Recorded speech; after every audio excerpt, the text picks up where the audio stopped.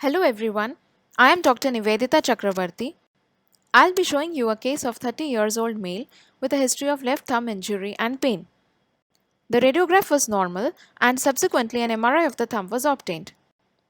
This is a proton density fast spin echo image in the coronal plane at the metacarpophalangeal joint of the thumb, and this is the T2 fat saturated image in the same plane.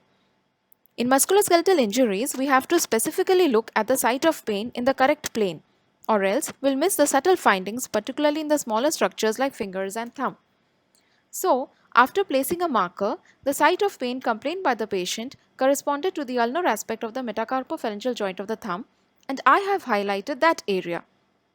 So, what do we see here? Now, in order to appreciate the abnormality, we must first know the normal appearances of structures in this plane, right? So here is a normal right thumb. We can see that there are two hypointense structures at the ulnar side of the thumb at the MCP joint. The red arrow points to the proper ulnar collateral ligament which extends from the metacarpal head to the proximal phalangeal base, and the green arrow points to the aponeurosis of the adductor pollicis muscle which attaches to the medial side of the base of the proximal phalanx superficial to the ulnar collateral ligament.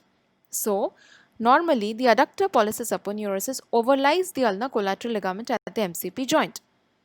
Now let's get back to our patient's MRI. Here, the ulnar collateral ligament shown by the red arrow is torn from its distal attachment to the proximal phalanx, and it comes to lie superficial to the adductor pollicis aponeurosis, which is shown by the green arrow. This is known as a Stener lesion of the thumb. So what is a Stener lesion? It is a complete injury to the proper ulnar collateral ligament of the thumb at the MCP joint due to a severe valgus force. Here, the torn ulnar collateral ligament comes to lie superficial to the adductor pollicis aponeurosis. The term Stener lesion is eponymously named after the surgeon Bertel Stener, who in 1962 described the anatomy and treatment of the displaced ulnar collateral ligament of the MCP joint. Let's look at the biomechanics of the ulnar collateral ligament injury at the MCP joint of the thumb. The yellow structure is the ulnar collateral ligament, and the red colored structure overlying it is the adductor pollicis aponeurosis. So when there is a severe valgus force, two things can happen.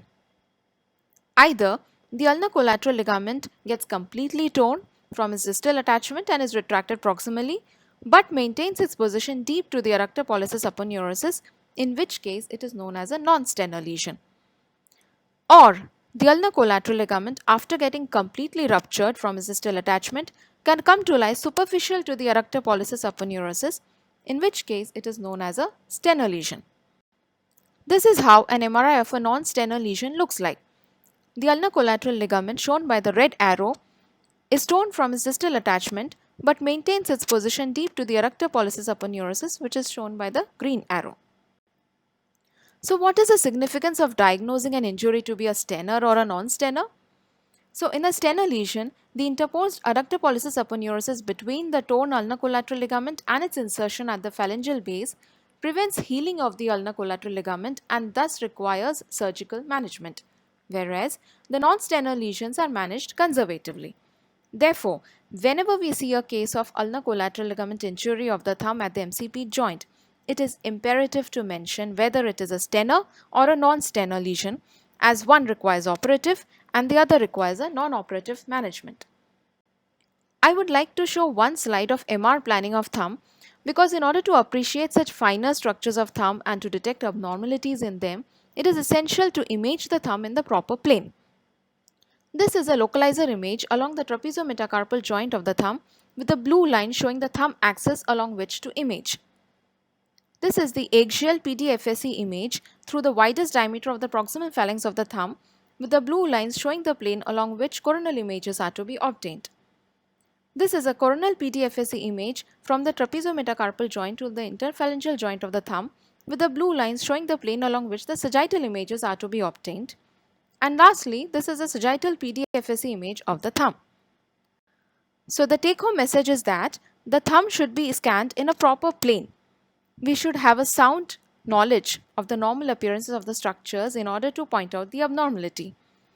We should always place a marker at the site of pain complained by the patient while imaging so that we specifically look for abnormalities at that place in order to improve our diagnostic yield. In the report, we should always specify whether the ulnar collateral ligament injury at the MCP joint is a Stener or a non-Stener. As we have seen, it changes a line of management. Thank you.